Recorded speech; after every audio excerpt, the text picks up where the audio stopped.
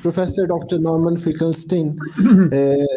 His primary fields of research include the Israeli-Palestinian issue and the politics of Holocaust. He's the author of 10 books that have been translated into 50 foreign editions. Professor Norman, can you hear me? I hear you fine, thank you. The floor is yours, please. Okay, first of all, thank you for having me on the program today. And I'm going to focus on how the situation in Gaza became Gaza, and then to look at what to expect now and in the reasonably near future. So I want to just go through the history. I'm going to go through it fairly quickly, but just to set a context. In the 1948 or 47 to 49 war between what became the State of Israel and neighboring Arab states, Israel conquered roughly. Sister Jahan and Arab states. Is there a problem hearing me? I think there's some echo. Please continue. Okay. In 1947 to 49, in the course of the First Arab-Israeli War, Israel, what became the State of Israel, conquered about 80% of what was called British-mandated Palestine. And there were two areas that didn't come under Israeli control. Those two areas came to be called the West Bank, which was occupied by Jordan, and the Gaza Strip, which came under Egyptian jurisdiction. So 80% of Palestine had fallen under the State of Israel, 20% the West Bank, including East Jerusalem, and Gaza fell outside Israeli control, Gaza having, as I said, come under the jurisdiction of Egypt. Now, the second important development in 1948 was, in the course of Israel's creation, they expelled about 90% of the Palestinian Arab population from the area that became Israel. And those 90% who were expelled came to be called the Palestinian refugee question. At that time, it was about, the estimate is about 750,000 Palestinians were expelled. The current figure is now, when you consider descendants of the original expellees, the current figure now is about 5.7 million Palestinian refugees. Now, a large number of those refugees ended up in the West Bank, in refugee camps in the West Bank, and also in refugee camps in Gaza. So as of today, as of now, about 70% of the population of Gaza, about 70%, consists of refugees and children and grandchildren of Palestinian refugees from 1948. Now, I'm going to skip a lot of developments because of time and just get to 1967. In 1967, there was another war between Israel and neighboring Arab states. And in the course of that war, Israel conquered the Gaza Strip and the West Bank. So now 100% of what was called British-mandated Palestine, 100% was under Israeli control. Of that 100%, 80% was the State of Israel as it was created in 1948, and 20% came to be called the occupied Palestinian territories. And the occupied Palestinian territories comprised the West Bank, including East Jerusalem, and the Gaza Strip. So at this point, I want to now again move forward to try to give some sense of how we came to the situation that exists today. In 2006, there were, for the first time, democratic elections held in the occupied Palestinian territories. And as a result of those elections, Hamas, the Islamic movement, it got the majority of votes, and it was the officially elected government now, or at least the officially elected parliament for the Palestinians.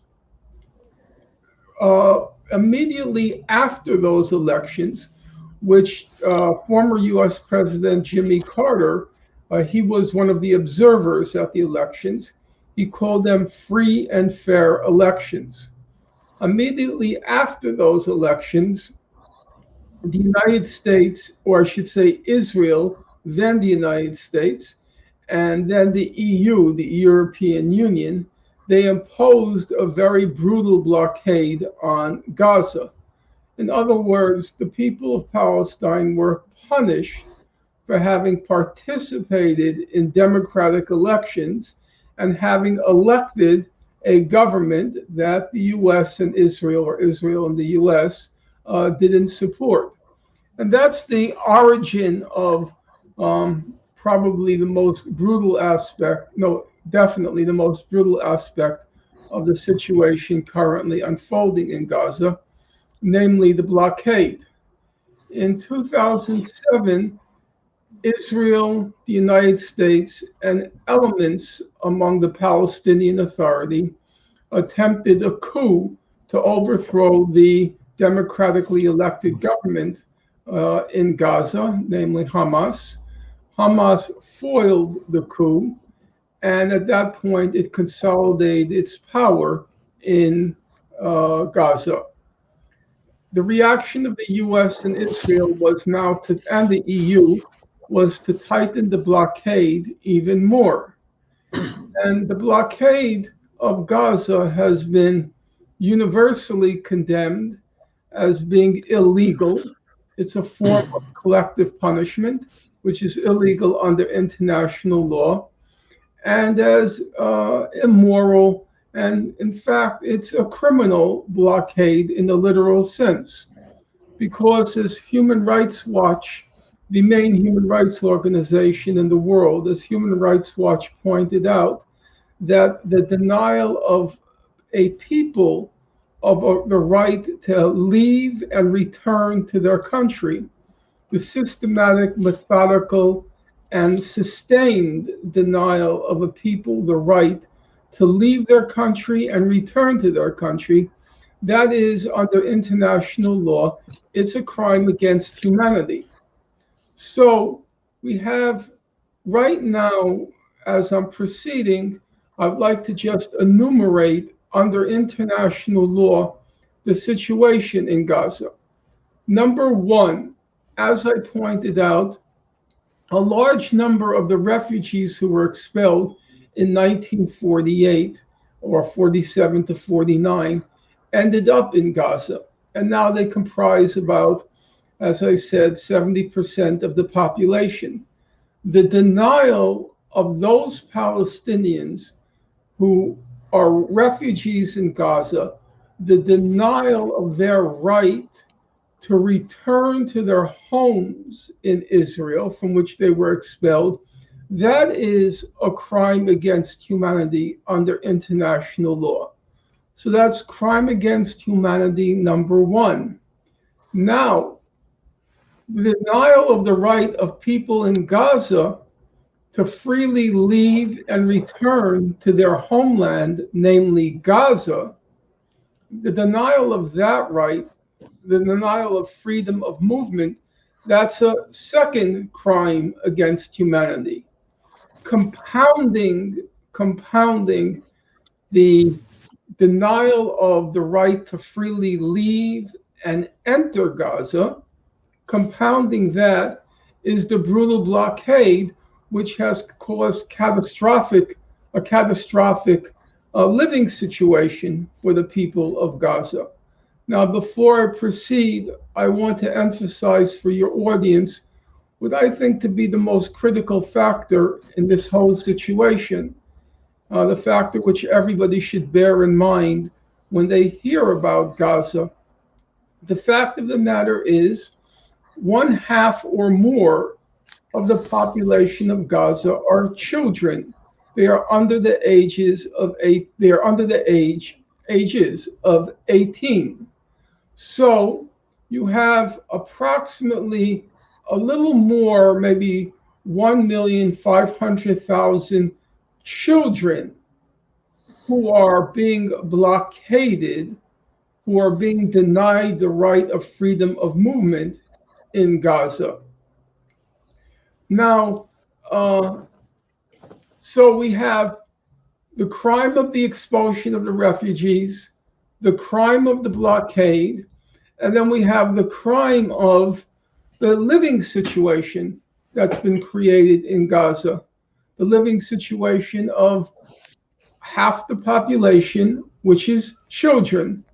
Right now, unemployment in Gaza is about 60% in general. Among young people, it's higher. It's about 70, 75%. 80% of the people of Gaza are dependent on humanitarian aid because they're unable to sustain a minimum living standard. 96% of the water in Gaza is unfit for human consumption. So now we have compounding the first two crimes, the crime of the expulsion of the Palestinians, a large number of whom ended up in Gaza, compounding the crime of the blockade of Gaza. We have the crime of the living situation or non-living situation that's been imposed upon the people of Gaza. And now, on top of those three crimes being visited upon, inflicted upon the people of Gaza, we have the periodic massacres that Israel launches against the people of Gaza. And so you had in 2008-9 Operation Cast Lead, 2012 Operation Pillar of Defense, 2014, July-August 2014, you had Operation Protective Edge. In those three massacres, I'm not yet up to the present one. Let's just take the third, Operation Protective Edge. During Operation Protective Edge, Israel killed approximately 550 Palestinian children, and it systematically, methodically destroyed 18,000 Palestinian homes. So now you have, on top of the three crimes against humanity I've already described, you have this fourth crime against humanity, namely the systematic massacres that Israel inflicts on the people of Gaza. I would want to also add, and I don't say this cheerfully, I don't say it gleefully, I say it as, in my opinion, as a matter of fact. One has to remember the reality of the situation in Gaza. I've given you a few facts. The fact that it's overwhelmingly a refugee population. The fact that it's overwhelmingly a child population. Let me add a couple of more facts. Gaza is a very small place. So what is the length of Gaza? The length of Gaza is one marathon. For those of you in the audience who have run a marathon in American measurements, it's 26.2 miles. The length of Gaza is 25 miles. So what does that mean? It means that if you're a good marathon runner, you could do the marathon in about 3 hours. So the whole length of Gaza is a 3-hour run. That's Gaza. It's just a 3-hour run from one end to the other. Its width, well, when I speak to an American audience about its width, I say the biggest park in New York City is called Central Park. Central Park, if you double the size of Central Park, double the size of Central Park. That's the width of Gaza. Gaza is one marathon by 2 Central Parks. And in that one marathon by 2 Central Parks, you have among the most densely populated areas in the world, of whom half, as I've said several times, because I think it's the most significant fact, among of which half are children. Half the children of Gaza, half the population of Gaza, children, are confined in an area among the most densely populated in the world, an area the length of a marathon, a 3-hour run for a good marathoner, by 2 Central Parks. That's Gaza. Now, the next fact to add to the picture is it's an overwhelmingly defenseless population. I do not believe it's correct, and I do not believe the evidence supports the fact that Gaza possesses any kind of weaponry or armaments that can be regarded as, in any sense, sophisticated. So what do I mean by that? Let's take the last attack by Israel on Gaza. I'll give you some pieces of information that I think your listeners might be, or the audience might be a little bit surprised to hear from me, or to hear from anybody for that matter. As you recall, at the beginning of the latest Israeli attack on Gaza, there was a lot of talk about the sophistication, the new sophistication, the new technologically sophisticated rockets that were coming out of Gaza. And most people believed it. Is there any truth to that fact? Well, we have basic pieces of information that can either confirm or not confirm that claim. So let me give your listeners or viewers some basic pieces of information. You will recall that at the very beginning of the latest Israeli attack, it was said that Hamas was launching approximately 400 quote-unquote rockets per day. They said it was the most unusual rocket display because of the density, the number of rockets that were being fired. It was also said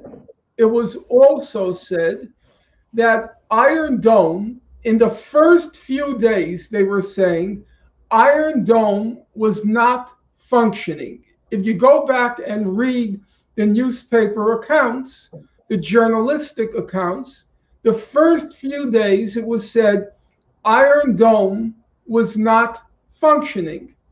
It then said, it meaning the state of Israel and its news outlets, it then said that Iron Dome was not equipped to handle such a dense barrage of rockets. Okay? So we have, on the one hand, 400 alleged rockets being fired at Israel. And on the other hand, we have an Iron Dome, which, by Israel's own acknowledgement, was not functioning or was unable to handle such a dense barrage of rockets. That being the case, the logical conclusion must be that there must have been massive damage to civilian infrastructure in Israel. Massive damage. We're talking about 400 rockets per day for the first week, and an Iron Dome that's ineffective. However, when you go and look at the Israeli website, which chronicled on a daily basis the damage to civilian infrastructure being inflicted by Hamas rockets, you get next to nothing. In fact, for the first 6 days, they didn't mention any damage to civilian infrastructure. By the 7th day, they mentioned some damage to some buildings and some vehicles. That's what they wrote. So you have to ask yourself, if you're not brainwashed by the Israeli and the Western media, you have to ask yourself the most obvious question. If hundreds and hundreds and hundreds and hundreds of alleged rockets are targeting densely populated civilian areas in Israel, because they said the rockets are reaching Jerusalem, the rockets are reaching Tel Aviv, the rockets are reaching Ashkelon. If they were targeting and reaching densely populated areas, surely it's possible, because Israel has a very sophisticated civilian defense system, surely it's possible to explain why there were very few civilian deaths. They were in the bomb shelters. Okay, that's perfectly plausible explanation. But as all of your listeners, all of your viewers know, schools do not go into bomb shelters. Homes do not go into bomb shelters. Government buildings do not go into bomb shelters. So there must have been massive damage, but there wasn't. And then the only reasonable conclusion to draw is they weren't rockets. They were fireworks. These were not rockets. Israel wasn't under existential threat. They were not facing an unprecedented military assault by Hamas's technologically sophisticated armaments and weaponry and rockets. It was all complete, total nonsense. Now you have, among the guests, you have a journalist, as I understand it, who's been to Gaza. Now you ask yourself a simple question, another simple question, a question where you free yourself from all the brainwashing of the media. You ask yourself a simple question. Gaza is such a small place. It's under such close technological surveillance by the state of Israel. In addition, former members of the Palestinian Authority of Fatah who live in Gaza, they all act as spies for the Palestinian Authority and therefore spies for the state of Israel. Ask yourself, ask the journalist, and I would be happy to hear her response. I'm curious. Is it possible, up until the end of the last Israeli massacre in Gaza, there were, according to Israel, there were 4,300 rockets fired at Israel. Now you ask the journalist, is it possible that 4,300 rockets were concealed in the Gaza Strip, that none of the sophisticated Israeli surveillance, electronic surveillance, was able to spot any of it, that none of the thousands and thousands of collaborators with the Palestinian Authority in Gaza had no knowledge of all of these rockets that were hidden, that there were, now Israel says there were all these rocket-making factories in Gaza. Rocket-making factories in Gaza. Where were they? A marathon by 2 Central Parks? Rocket-making factories? And then you ask yourself another simple question.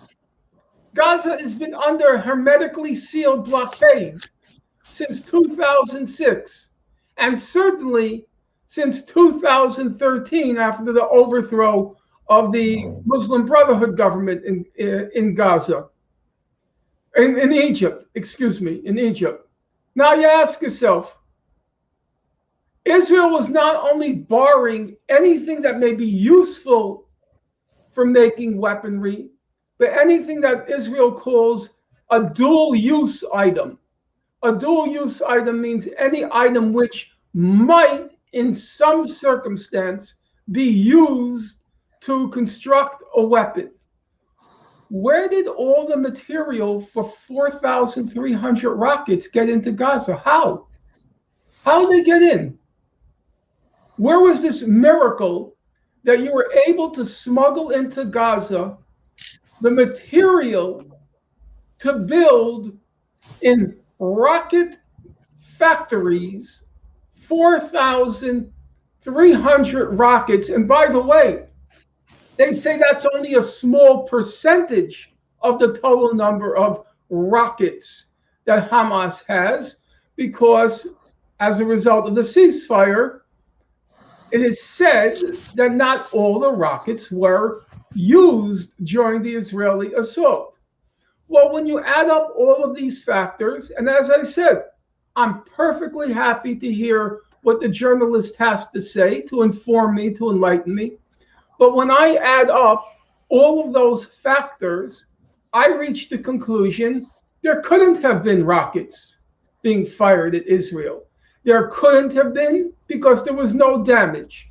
There couldn't have been because they couldn't have been hidden in Gaza for so long without any alerts to Israeli intelligence. They couldn't have been because there was no material to make real rockets in Gaza.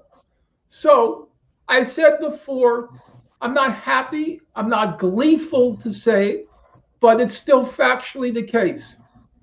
The fact of the matter is, Gaza was a totally defenseless, civilian, overwhelmingly child population that this past week, or I should say now 2 weeks ago, came under the fourth brutal assault, first in 2007-8, Operation Cast Lead, 2012 Pillar of Defense, 2014 Protective Edge.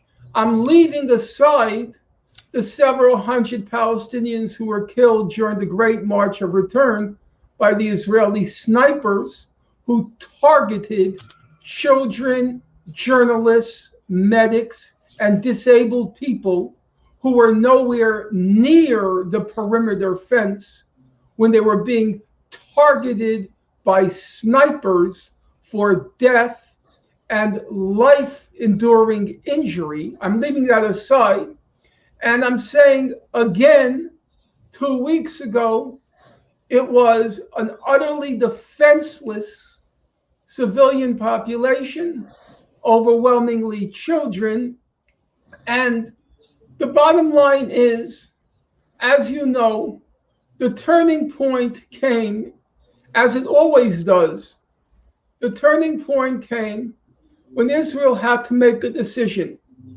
The decision was very simple: either accept the ceasefire or conduct a ground invasion.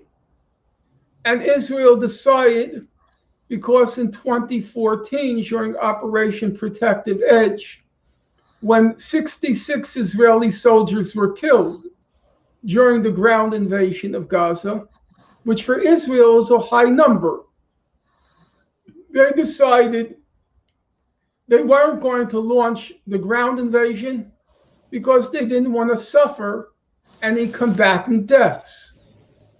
And so what they do to Gaza, what they did to Gaza in 2007-8, in 2012, in 2014, and now again in what they call Operation Guardian of the Walls, or some idiotic title they give it. It's the most cowardly army on God's earth. And I want to repeat that. It is the most cowardly army on God's earth. They're terrified of even one combatant casualty.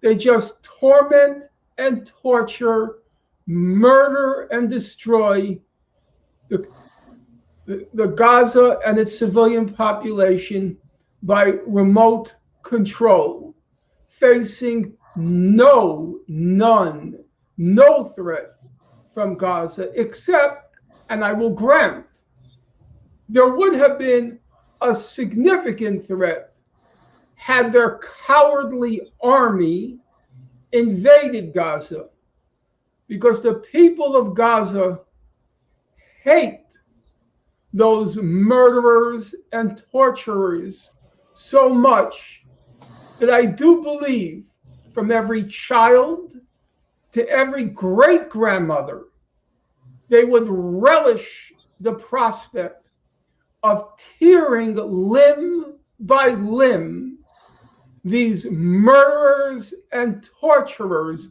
these cowardly murderers and torturers who have wrecked and destroyed the lives of this hapless, defenseless people from remote control. All right, thank you, Professor. It was actually a treat to listen to you, and the way, in a very brief manner, yet comprehensively, you unfolded the way, we have reached at this point in time when we are facing this tragedy of Gaza and Palestine. We would have happily asked questions to our journalist friend, Jihan, but probably she dropped her connection and she's not with us. If she reconnects, we would be asking. I'm afraid we are a little short of time, but if you allow me, we have got some questions, which our viewers have posed to our speakers. First, Professor Norman, we have got a couple of questions for you. With your permission, I would like to ask. The first of them is, you have very comprehensively explained about, all that has happened over time, the timeline of Palestine and Gaza. Knowing this, one of our viewers has asked a question that, there has been a 2018 resolution from ICC that makes the crime of aggression something that can be tried by the ICC. Even if a country is not its member. So do you see that, if anything is pursued against Israel in the ICC, that is going to have any fruitful effects for Palestine? Well, let me back up a moment. As the representative on your panel from the IHH, the IHH, can tell you, there have been several cases now in the International Criminal Court pertaining to Palestine, and one of those cases was brought by a country called the Comoros, which was the owner of the flagship Mavi Marmara that came under Israeli assault 11 years ago today. That case took many years to wind its way through the International Criminal Court, and the current chief prosecutor, Fatima Bensouda, played an absolutely despicable, disgraceful role in killing that case.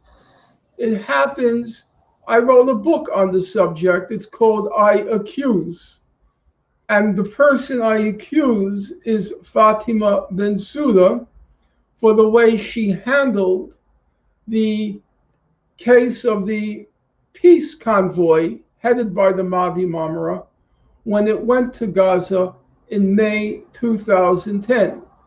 So after many, many appeals and a very lengthy, complex legal process, that case was killed by Fatima Bensouda.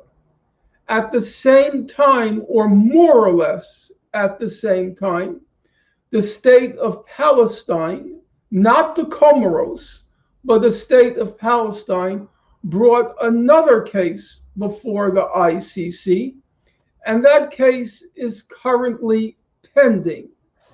Now, as of, you would say, a few months ago, maybe 3 or 4 months ago now, the ICC chief prosecutor, Fatima Bensouda, gave a green light to investigate Israeli crimes in the West Bank, in particular the settlements, and Israeli crimes in Gaza.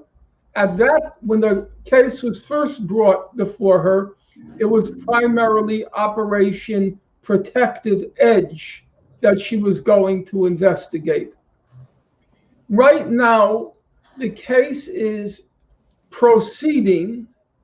I was doubtful, personally, how far it would go in the ICC before the chief prosecutor killed it.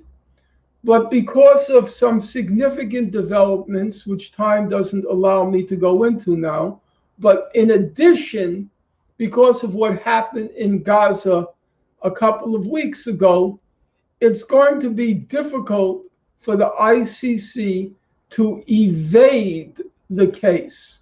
So, leaving aside the crime of aggression and just focusing on the crimes against humanity that Israel has committed in Gaza and the war crime it's committed in the West Bank, namely the settlement enterprise, I think there are reasonable prospects now because of the pressure on the ICC.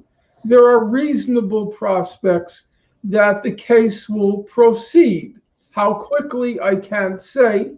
And I do believe any victory would be useful in a political cause. A legal victory is always useful, but ultimately, it always depends on the will, the coherence, the organization, and the leadership of an oppressed people, how successfully it manages to prevail in the struggle for power. Thank you very much.